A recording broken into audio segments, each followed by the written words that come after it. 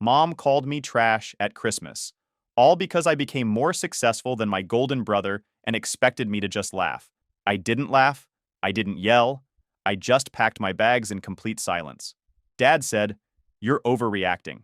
My mom said, "Goodbye." I said nothing. Some things don't need words. They need action. Now they're begging. Hey, Reddit. So my mom called me trash at Christmas dinner in front of 18 family members. Not in a joking way. Not in a playful roast way. She looked me dead in the eyes and called me the family disappointment, the trash who got lucky, while my golden child brother sat there smirking like he just won a prize. She expected me to laugh it off like I always did. Take the hit. Smile through it. Keep the peace. But something snapped in me that night, and for the first time in 31 years, I chose myself. Let me back up a bit because this story needs context. I'm Nathan, 31 years old, and I'm the oldest of two sons. My younger brother Brandon is 28, and from the moment he was born, that kid became the center of my parents' entire universe. I'm not being dramatic here. This isn't some sibling rivalry nonsense where I'm bitter because he got a bigger piece of cake at a birthday party once. This is decades of systematic favoritism that would make a documentary filmmaker weep. Growing up in our house in Ohio was like living in two different realities. There was Brandon's reality, where he was praised for breathing, celebrated for existing, and coddled through every single failure like he was some fragile piece of art. Then there was my reality, where nothing I did was ever good enough, every achievement was minimized, and I was basically treated like the family utility player who existed to make Brandon look better. When I was 16, I worked part-time at a grocery store to save money for a used car. Took me 18 months of stocking shelves and dealing with entitled customers to save up $3,000. My parents contributed exactly zero. They said it would build character. You know what they did when Brandon turned 16? They bought him a brand new Mustang. Cash. No questions asked. When I pointed out the obvious unfairness, my mom literally said the words that still ring in my ears today. She said Brandon was different. Brandon needed more support. Brandon was special. Special. That word haunted me through my entire childhood. Every time I accomplished something, it was expected. Every time Brandon accomplished anything, it was a miracle worth celebrating. I graduated high school with a 3.9 GPA while working 25 hours a week. Brandon barely graduated with a 2.1 after being tutored by 3 different teachers my parents paid for privately. Guess who got the graduation party with 50 guests and catered food? Hint, it wasn't me. I got myself through college on scholarships and work-study programs. I studied finance because I was good with numbers, and I wanted stability, something my family never gave me. I graduated with honors in 4 years, while working nearly full-time. Brandon dropped out after 3 semesters because college wasn't for him. My parents paid off his $28,000 in student loans anyway. They said he needed a fresh start. Meanwhile, I'm over here drowning in student debt because apparently I was supposed to figure everything out on my own. Character building and all that. When I asked my parents if they could help with even a portion of my loans the same way they helped Brandon, my mom actually laughed. She said I was perfectly capable of handling it on my own. She said Brandon needed more help because life was harder for him. Harder. For the kid who never worked a job, never struggled academically without paid tutors, and never had to worry about whether he could afford textbooks. The double standard was so blatant it would be funny if it wasn't my actual life. I remember one Thanksgiving during my junior year when I came home stressed about finals and my part-time job schedule. I mentioned that I was working extra shifts to cover rent, and my mom looked at me like I had said something offensive. She told me I should focus more on family and less on money. This was the same woman who had just written Brandon a check for $2,000 because he wanted to take a road trip with his friends. The same woman who never once asked me how I was managing financially or if I needed anything. After college, I moved to Arizona for a job opportunity. Entry-level analyst position at an investment firm. Nothing glamorous. Definitely not impressive to my family who thought I was wasting my potential by not staying close to home like Brandon did. For years, I grinded. I'm talking 12-hour days, weekend work, constantly proving myself. I climbed the ladder the hard way because nobody handed me anything. Ever. Brandon bounced around through a series of jobs during this time. Retail, restaurant work, a brief stint as a personal trainer that lasted maybe 4 months. My parents subsidized his rent every single month. They bought his groceries. They co-signed his apartment when his credit was too garbage for him to qualify a loan. They even bought him a new car when the Mustang finally gave out after years of neglect. But here's where things started to shift. By 29, I had worked my way up to senior portfolio manager. I was handling accounts worth millions. I was making more money than both my parents combined. And suddenly, the family dynamic started getting weird. My mom would make these little comments whenever I visited.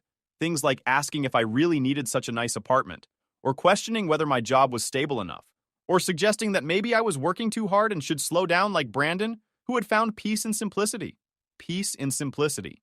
That's what she called her grown son living off their retirement savings while delivering food part-time and playing video games 16 hours a day.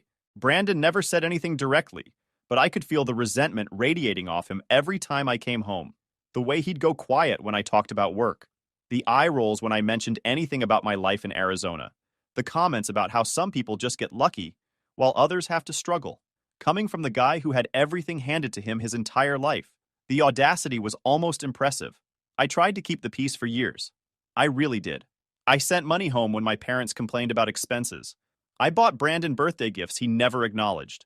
I flew home for every major holiday, even though it meant using vacation days I could have spent actually relaxing. I did everything a good son and brother was supposed to do.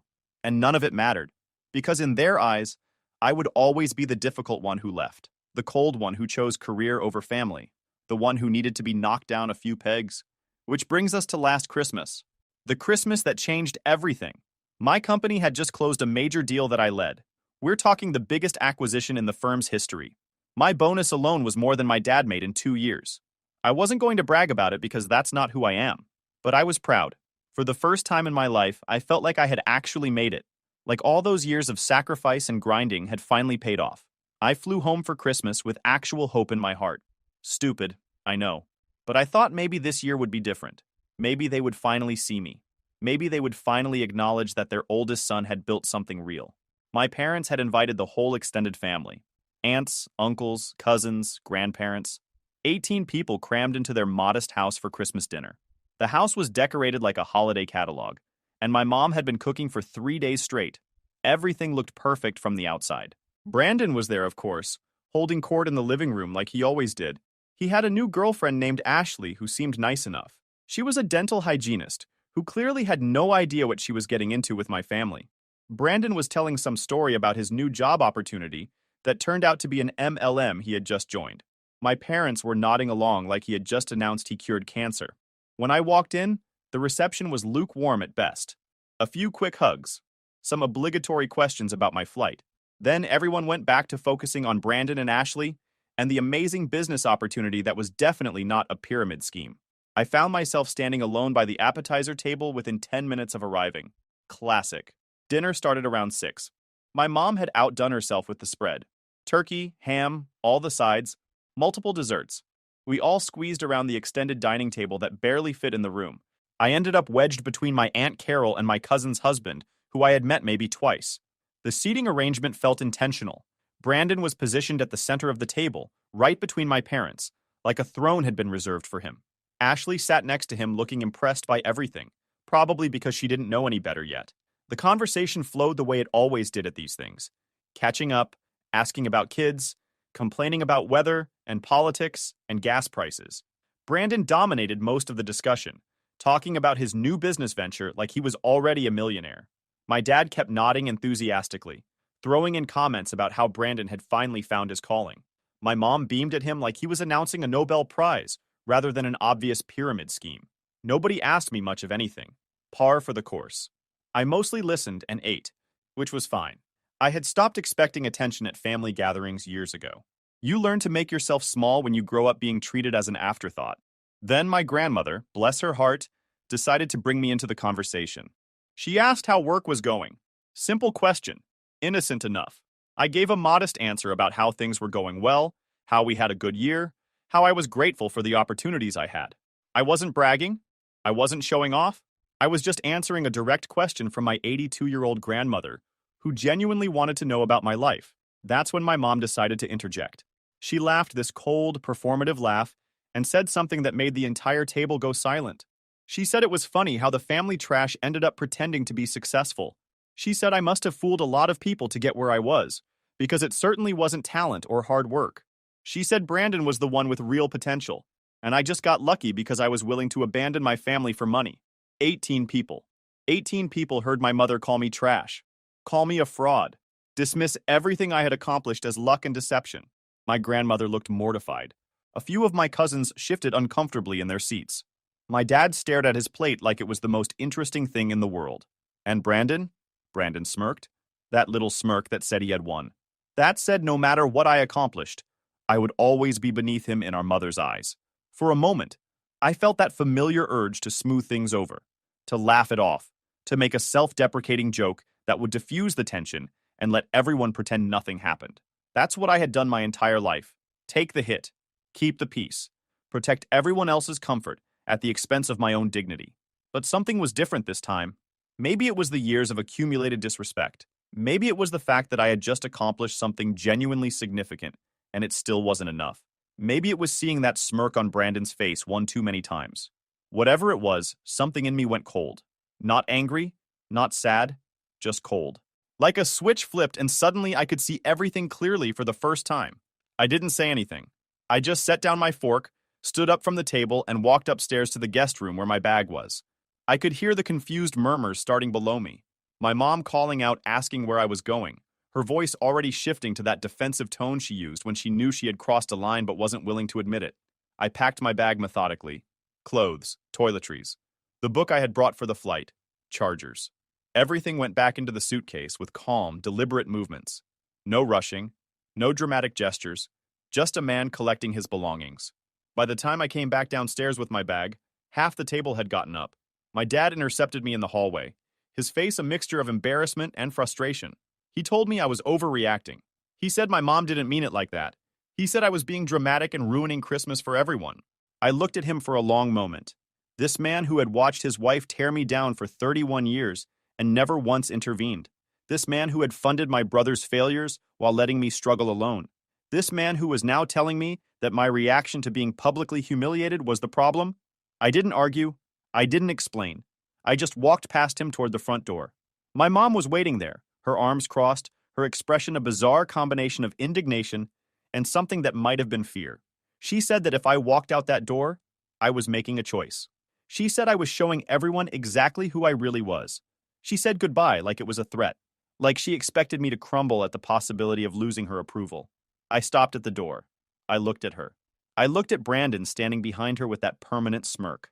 I looked at my dad who was already shaking his head like I was the disappointment.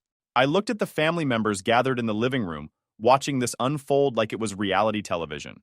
And I said nothing, because some things don't need words. They need action. I opened the door, walked out, got in my rental car, and drove to the airport. I changed my flight to the next available departure. And by 11 p.m. on Christmas night, I was 30,000 feet in the air, heading back to Arizona. My phone was blowing up the entire time.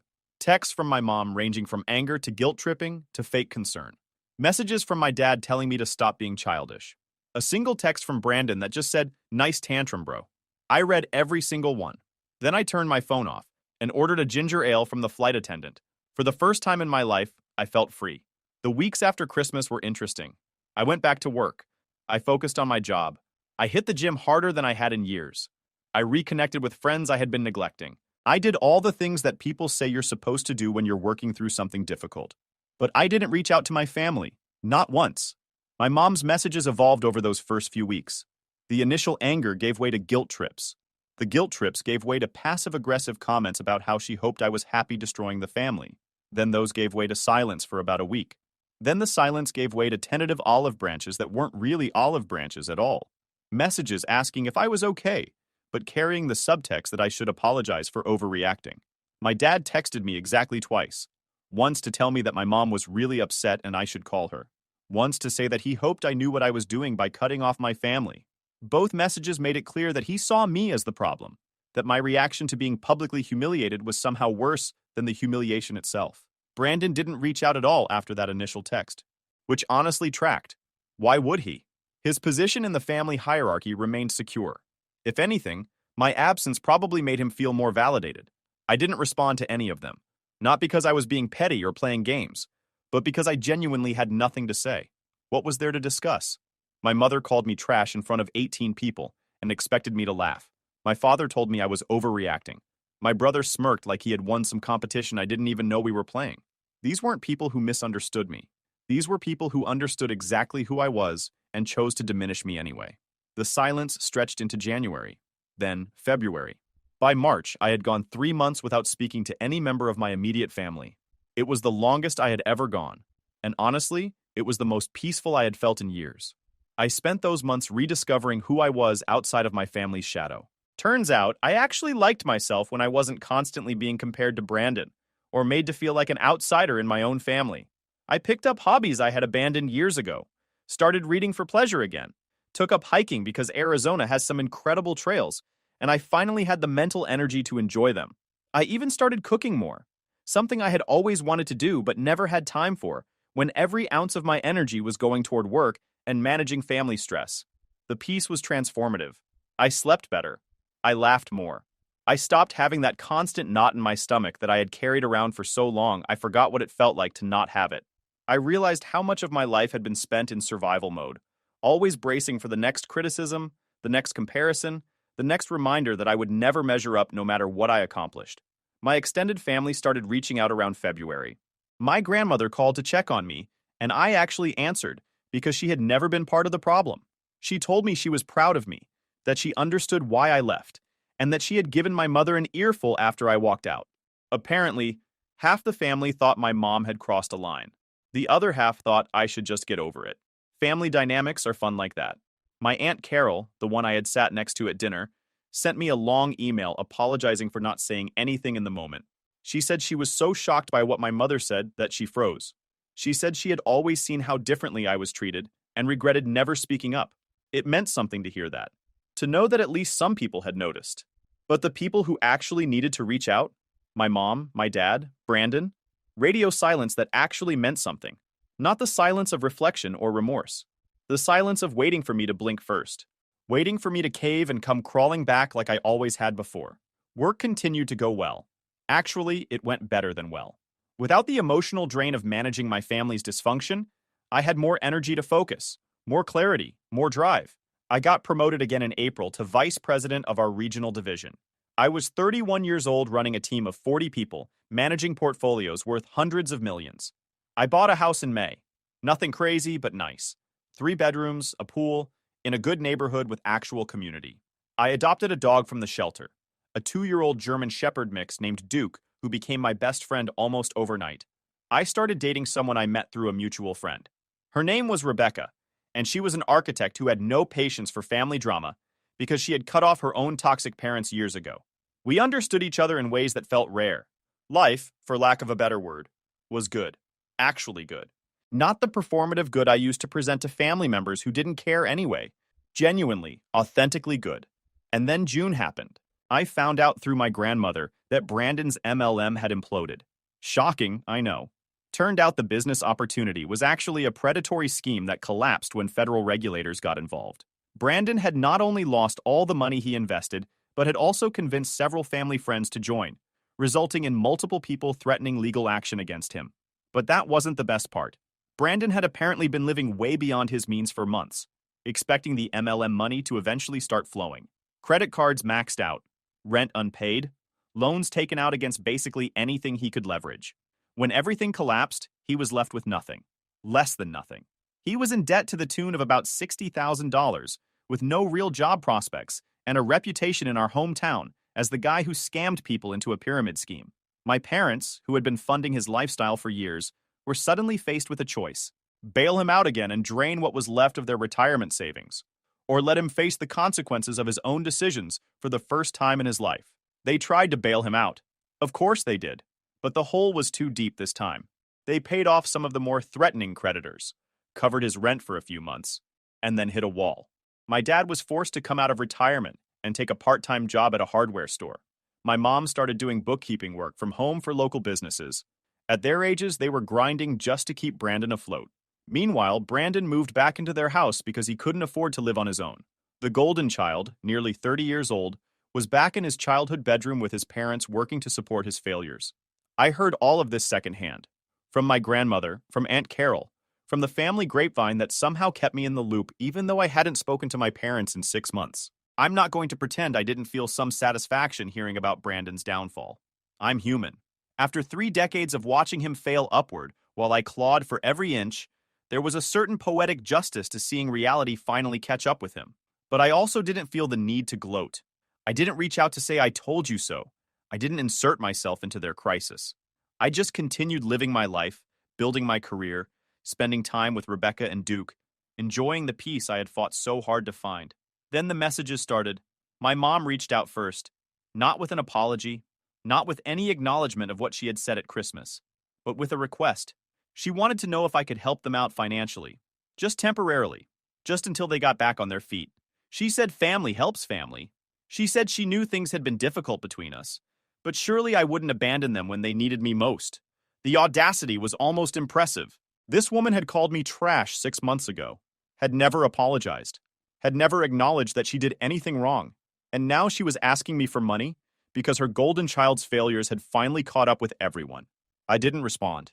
A week later, my dad reached out with essentially the same request, wrapped in slightly different language. He talked about how hard things had been, how they never expected to be in this situation, how family was supposed to stick together through thick and thin. He mentioned my success several times, emphasizing how proud they were of what I had accomplished. Funny how that pride only showed up when they needed something from me. I didn't respond to that either. Then Brandon reached out. That one actually surprised me. His message was shorter than our parents' attempts, less pleading, more entitled. He said he knew we had our differences, but that I was still his brother. He said he was going through a rough patch and could use some support. He said he would pay me back once he got back on his feet.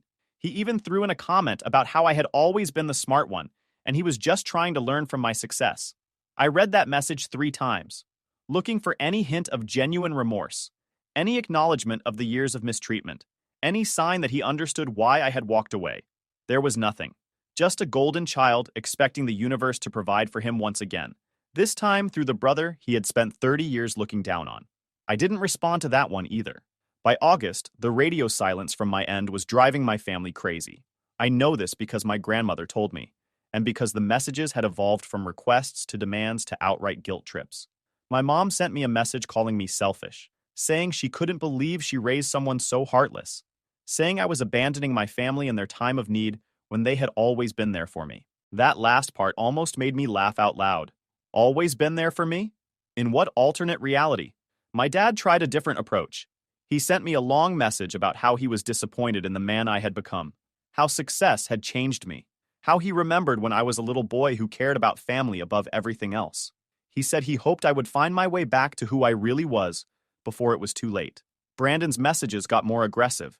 He called me a sellout, said I thought I was better than everyone, said I had always been jealous of him, and this was my way of finally getting revenge. The projection was almost too perfect. Through it all, I maintained my silence. Not because I was playing a game, not because I was trying to manipulate anyone, but because I had genuinely moved on.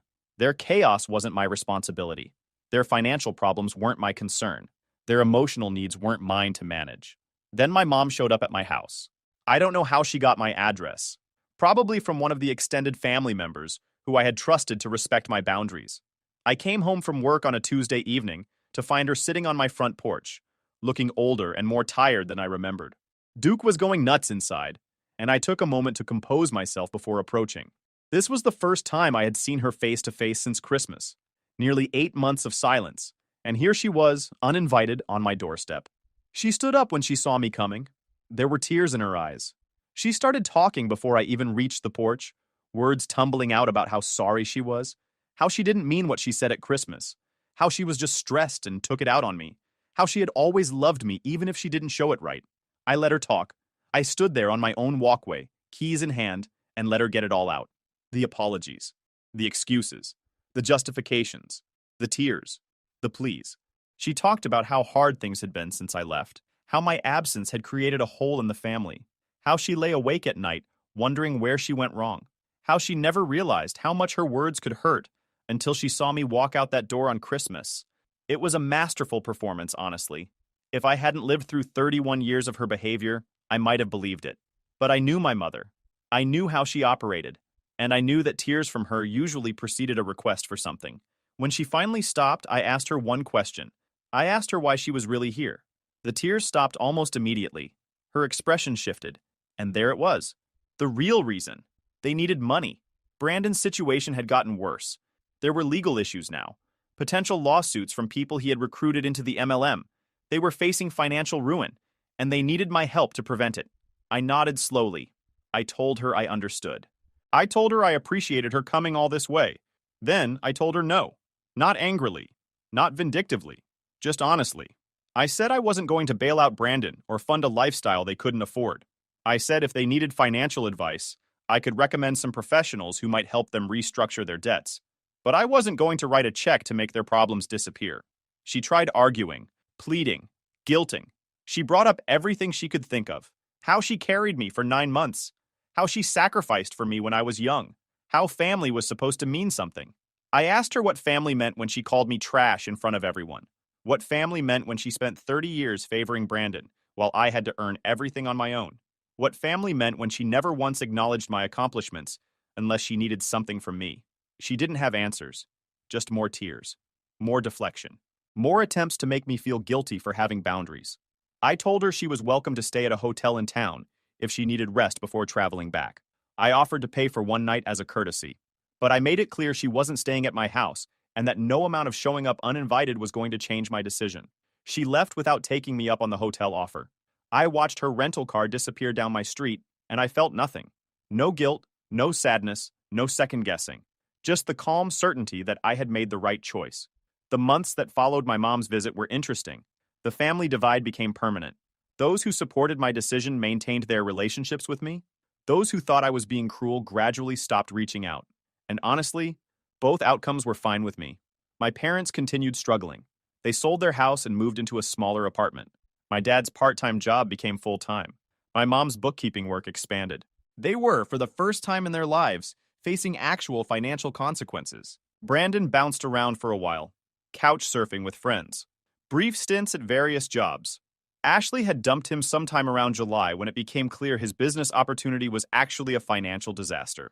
Last I heard, he was working at a warehouse somewhere, finally earning his own money for what might have been the first time ever. Did I feel bad for them? In some abstract way, maybe. They were still my family biologically. I didn't wish them genuine suffering, but I also wasn't willing to sacrifice my own well-being to rescue them from consequences of their own making. Rebecca and I got engaged in November. Duke was the ring bearer at our engagement party, which was exactly as adorable as it sounds. We bought a bigger house together, started talking about kids, built a life that felt genuinely fulfilling in ways I had never experienced growing up. The engagement party was perfect. Just 30 people who actually cared about us. Friends from work, Rebecca's family who welcomed me like their own son, a few of my cousins who had reached out after Christmas. No drama, no hidden agendas, no one trying to diminish anyone else. Just genuine celebration of two people who found each other.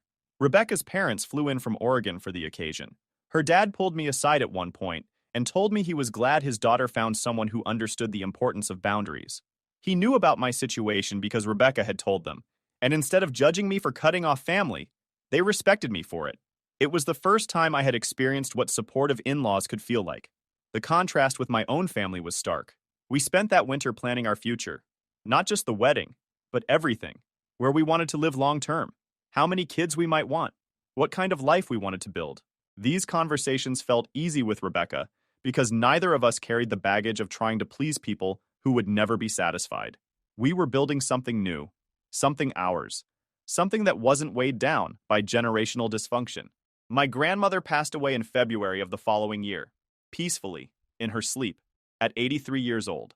I flew back to Ohio for the funeral. It was the first time I had seen my parents and Brandon in over a year. The funeral was awkward, as expected. My mom tried to hug me like nothing had happened. I accepted the hug briefly and stepped back. My dad nodded at me from across the room. Brandon avoided eye contact entirely. We were strangers who happened to share DNA, and everyone in that funeral home could feel it. After the service, my mom pulled me aside. She looked genuinely older, more tired, more defeated. She said she had been thinking a lot about everything. She said she understood why I had pulled away. She said she wished things had been different. It wasn't quite an apology, but it was closer than anything I had gotten before. I told her I appreciated that. I told her I hoped they were doing okay. I told her that I didn't hate her or Dad or Brandon. I just couldn't be part of a family that didn't respect me. She cried. Real tears this time, not the manipulative kind from her visit to Arizona. She asked if there was any way we could start over, any way we could rebuild what had been broken. I thought about it, really thought about it. This wasn't a snap judgment. This was a moment I had imagined 1,000 times since walking out that Christmas night. I told her that rebuilding would require acknowledgement, real acknowledgement of the favoritism, real acknowledgement of the damage it caused, real acknowledgement that I had been treated as less than my entire life, not just words designed to get me to write a check, actual understanding of the harm that had been done. I told her that if she and Dad ever wanted to do the work of genuinely rebuilding our relationship, I would be open to it. But that work had to come from them. I wasn't going to coach them through it, or accept half measures, or pretend everything was fine for the sake of family harmony. She nodded, said she understood, said she would talk to my dad about it. That was 14 months ago. I got a letter from my mom last month, an actual handwritten letter, which she used to do when I was at college before the relationship deteriorated. It was 6 pages long. She went through specific memories from my childhood, the time they forgot my 15th birthday because Brandon had a soccer tournament, the time they skipped my college graduation ceremony because Brandon was sick with a cold, the way they always introduced Brandon first at family events, always talked about him more, always made me feel invisible. She acknowledged all of it, every single instance I had mentioned at the funeral, and a dozen more I had forgotten about. My dad added a page at the end, shorter, more practical, but he admitted he failed me by never standing up when he should have. There was no request for money anywhere in that letter, no ask for anything. Just two people finally owning 30 years of mistakes. I called my mom the next day. First time in nearly 2 years. We talked for almost 3 hours. She cried. I didn't. I told her exactly what those years felt like. She listened without making excuses. That was new. 2 weeks later, they flew out to Arizona. I picked them up at the airport. My mom hugged me and didn't let go for a solid minute. My dad shook my hand, then pulled me into a hug too. First time he had done that since I was maybe 12 years old. They stayed for 5 days. Met Rebecca properly. Fell in love with Duke immediately. My dad spent an entire afternoon throwing a tennis ball in the backyard, while Duke ran himself ragged. My mom helped Rebecca pick out paint colors for the nursery. Normal family stuff. The kind of stuff I never thought I would have with them. On their last night, we sat on the back patio after dinner. My dad cleared his throat and said he had something to tell me. He said they had officially cut Brandon off. Completely. No more money, no more bailouts, no more covering his rent or his mistakes. He said they should have done it 20 years ago, but they were too scared he couldn't handle it. He said watching me walk away that Christmas made them realize they had been protecting the wrong son. My mom added that Brandon hadn't taken it well. He called them every name in the book, accused them of choosing me over him, threatened to never speak to them again. They let him. They said if he wanted to come back into their lives, he would have to do it on his terms as an adult, without expecting handouts. Last I heard, Brandon was still working at that warehouse, still living with some friend in a cramped apartment, still bitter, still blaming everyone but himself. Ashley dumped him 8 months ago when the money ran out.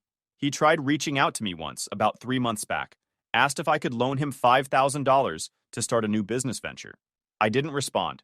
Rebecca and I got married in April. Small ceremony, 50 people. My parents were there, sitting in the front row. My mom cried through the whole thing. My dad walked up to me afterward and told me he was proud of me. First time he ever said those words to my face. Duke was the ring bearer. Custom tuxedo. Stole the show. Rebecca still has about 200 photos of him on her phone from that day alone. If you enjoyed this video, please hit that subscribe button. It really helps the channel and help us bring you more and better stories. Thanks.